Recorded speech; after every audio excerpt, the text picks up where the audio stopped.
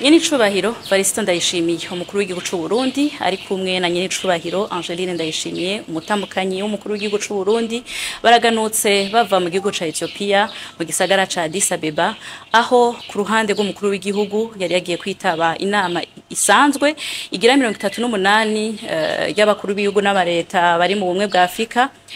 Mu nama y'abakuru b'ibihugu n'amareta biri mu bumwe bwa Afrika hari hategekanijwe amatora y'indongozi shasha z'uwo muryango.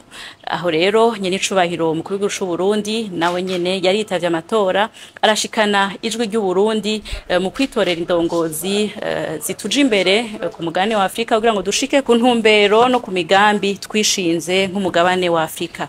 Aho rero muri ayo matora Nyenicubahiro umukuru w'igihugu c'u Burundi yarizewe n'ibihugu vyose vya Afrika kugira ngo Uburundi bube icegera ca mbere c'urongoye iyo nama y'abakuru b'ibihugu. Uwo nawe akaba ari umukuru w'igihugu ca Angola Nyenicubahiro João Lourenço. Ahandi muri iyo nama mu vyari bitegekanijwe kandi hariho n'amatora y'umugwi nshingwabikorwa w'uwo muryango, aho naho nyene batoye umuyobozi asanzwe atwara umugwi bumwe bwa Afrika. Uwo nawe akaba akomoka mu gihugu ca Djibouti, akaba yitwa Mahmoud Ali Yusuf. Haratowe kandi n'icegera ciwe nawe akaba ava mu gihugu ca Algeria, akaba yitwa Ambassadeur Selma Madika. Inyuma y'amatora hari hategekanijwe kandi no kurabira hamwe ivyegeranyo no kwirimbura intambwe uwo muryango wateye muri uno mwaka barabiye ku ntumbero n'imigambi bishinze. Aho rero ni ivyegeranyo biri ku bisata bitandukanye, ibisata vy'amagara y'abantu, vy'amahoro n'umutekano, iterambere, eka ibisata vyose vy'ubuzima bw'uno mugabane. Cane kuvyerekeye icegeranyo cerekeye amahoro n'umutekano ko yifashe muri Afrika, Nyenicubahiro umukuru w'igihugu c'u Burundi yarifatikanije n'abandi bakuru b'ibihugu kugira ngo atere ivyatsi ahantu hose hari imigwi y'iterabwoba, imigwi ifise ibigwanisho iguma ihekura umugabane wa Afrika. Aho yarashimikiye cane ku gice c'ubuseruko ca Congo, aho yasubiye gutera ivyatsi umugwi M23 ushigikiwe n'igihugu c'u Rwanda ukungene bidashobora kuja mu mumvikano mu biganiro kugira ngo hatoegwe inyishu z'ibibazo atamaraso asesetse. Aho rero yarashikirije umugambi w'amahoro ushikirijwe n'igihugu c'u Burundi kirongowe na Nyenicubahiro umukuru w'igihugu c'u Burundi. Uwo mugambi w'amahoro uhagaze cane ku bintu bitatu. Icambere no guhagarika ingwano vuba bwango kugira ngo nabaza gushigikira no gutabara bashobore gushikira abene gihugu, gutyo bishobora no koroha yuko hashaho ibiganiro bishobora koroha hagati y'iyo migwi itandukanye. Ica kabiri nuko Nyenicubahiro umukuru w'igihugu c'u Burundi ahamagarira amakungu, amashamwe mpuzamakungu gushigikira bimwe biboneka igihugu ca Congo. Ayo mashamwe mpuzamakungu ahagira uruhara ruboneka mu gutuza imigwi yose ifise ibigwanisho iri ku butaka bw'igihugu ca Republika Iharanira Intwaro Rusangi ya Congo. Muri ubwo buryo igihugu c'u Rwanda gisigura ko kirungika ingabo mu gihugu ca Congo kugira ngo kigwanye umugwi FDLR. Muri ico gihe ntaco tuma gisubira kurungika ingabo zago ku butaka bw'igihugu ca Congo, kuko muri uwo mwanya amakungu yose azoba yahagurukiye rimwe afatana mu nda kugira ngo atuze iyo migwi yose harimwo n'uwo mugwi FDLR. Ikigira gatatu nicerekeye umugwi M23. Mu gihe uwo mugwi usanzwe uvuga ko ugizwe n'abakongomani, ntaco tuma ingorane z'abakongomani hagati yabo zica mu kwicana, mu gusesa amaraso. Asaba yuko boca bagira ibishoboka vyose kugira ngo umugwi ushobore gutorera inyishu z'ibibazo n'abakongomani bose hagati yabo biciye mu biganiro, na cane yuko hasanzwe hariho umworosha yatowe, uwo nawe wahoze ari umukuru w'igihugu Uhuru, kugira ngo ashobore korosha ibiganiro, gutyo inyishu iboneke atamaraso asubiye guseseka. Ikindi ntogenda ntavuze nuko mu matora y'ibisata bitandukanye, amashami imigwi iri mu bumwe bwa Afrika, nyakubahwa yahoze arongoye igihugu c'u Burundi Domiciano Ndayizeye yasubiye kwizegwa nawe nyene n'abagize ubumwe bwa Afrika, arongerwa ikiringo co kuba muri ya nama y'inararibonye bagize ubumwe bwa Afrika. aho rero turabona neza ko iyo nama yije iduha ivyamwa vyinshi kuko Uburundi bwizigiwe, abarundi babandanya bizigirwa kandi koko yuko ubuhizi bw'abarundi buguma bugaragara. Muri iyo nama aho hasanzwe hitaba abakuru b'ibihugu n'abakuru b'amashirahamwe atandukanye, ni n'akaryo kububahwa ko guhura bakaganira ku vyerekeye imigenderanire hagati y'ibihugu vyabo canke amashirahamwe.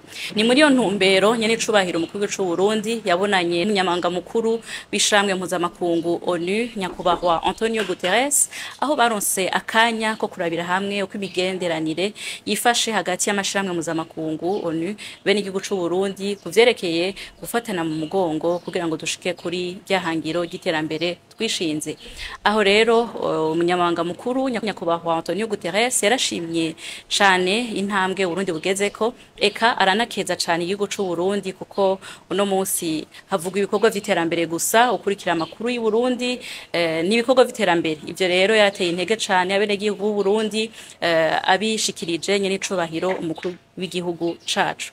Ikindi nyakubahwa Antonio Guterres yashimikiye ko cane nuko yakeje bimwe biboneka cane Uburundi kuko Uburundi no munsi bufise demokarasi yamaze gushinga imizi, kandi eka no kuvyerekeye politike inzego zose imigambwe yose ifatana mu nda uno munsi iri kumwe atamishamirano, eka n'abikorera ivyabo canke amashirahamwe ategukira inyungu za politiki.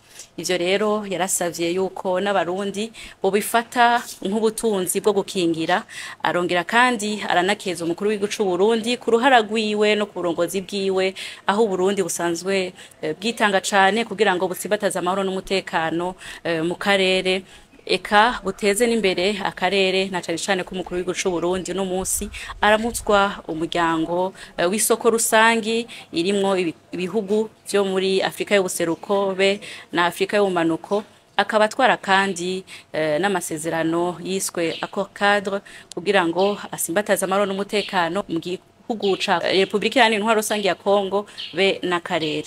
Hambavu iyo nama umukuru w'igihugu c'u Burundi yaraboneranye kandi na nyakubahwa umushikiranganje wa mbere wa Ethiopia nyakubahwa Abiy Ahmed, arongera arabonana kandi na nyene icubahiro umukuru w'igihugu ca Chad nyene icubahiro Idriss Déby.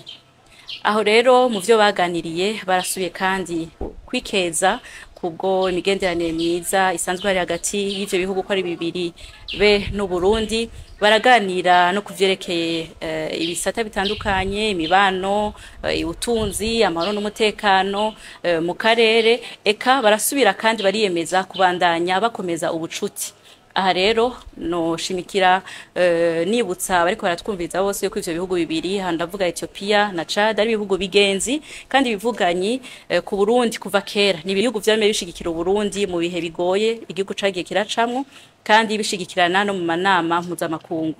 Ikindi gikorwa gikomeye cakozwe hambavu yo nama y'abakuru b'ibihugu n'amareta agize ubumwe bwa Afrika ni ikiganiro ku bamenyesha makuru no ku banyafrika batandukanye, abakuru, indongozi n'abandi. Ikiganiro cari kiremeshejwe na nyene icubahiro umukuru w'igihugu c'u Burundi, akaba ari nawe asanzwe arongoye umuryango w'isoko rusangi ririmwo ibihugu vyo muri Afrika y'ubuseruko be n'ubumanuko, afadikanije na nyene icubahiro umukuru w'igihugu ca Zimbabwe, akaba nawe atwara umuryango urimwo ibihugu biri muri Afrika y'ubumanuko, umuryango ujejwe iterambere, ari kumwe kandi na mugenzi we nyene icubahiro umukuru w'igihugu ca Zambia. Ico kiganiro cari gifise intumbero yo gushikiriza ukandida ashigikiwe n'umuryango wa Komesa be n'umuryango wa SADC, umukandida asanzwe ava mu gihugu ca Zambia kugira ngo ashobore kumwamamaza, ashobore kandi nawe gushikiriza imigambi n'imigabo yiwe, aho asanzwe ahiganira kurongora ibanki ya Afrika ijejwe iterambere. Ico kiganiro rero cabaye nk'ikimenyetso kitabesha c'ukunwana hagati y'ibihugu biri mu muryango w'isoko rusangi, umuryango usanzwe urongowe na nyene icubahiro mu gihugu c'u Burundi, ikimenyetso kitabesha yuko ku burongozi bw'umuvyeyi wacu se Barundi ibihugu vy'uwo muryango bivuga rumwe bigashira inguvu hamwe mu mukandida umwe vyizera byose yuko azoshobora kugira uruhara ruboneka biciye mu rongozi bw'iyo banki kugira ngo ibihugu biri muri uwo muryango eka ibihugu biri muri Afrika yose bishobore gushika kwiterambere rirama. Uwo mukandida muca mutahura yuko ashigikiwe n'ibihugu vyose biri mu muryango wa Komesa be n'ibihugu vyose biri mu muryango wa SADC. Abakuru b'ibihugu nabo barongoye ivyo miryango bakaba baje bavuga rumwe bati uyu niwe dushize imbere. Uwo mukandida kandi akaba nawe yarashoboye kwerekana ubuhizi bwiwe n'ubumenyi afise mu vyerekeye kurongora amabanki eka no mu gisata c'ubutunzi aho yaramaze gukorera amashira hamwe atandukanye arimo n'amashiramwe mpuzamakungu na cane cane ibanki y'isi. Twavuga rero yuko iyo nama izaniye inyungu nyinshi Uburundi, aho Burundi bwasubiye kwizegwa, aho abarundi basubiye kwizegwa, aho ibikorwa vy'abarundi bishimwa na Afrika bigashimwa n'abayobozi bose ku bisata bitandukanye. Ni harambe rero uburongozi bwiza bw'igihugu, ni harambe abarundi bari inkerebutsi bakaba abanyamwete kandi n'urugendo ruraca rurerure cane yuko ico kibanza c'umukuru w'igihugu co kubicegera ca mbere c'urongoye iyo nama y'abakuru b'ibihugu mu bumwe bwa Afrika ari intambuko idasanzwe izomushikana kurongora uwo muryango mu mwaka uza.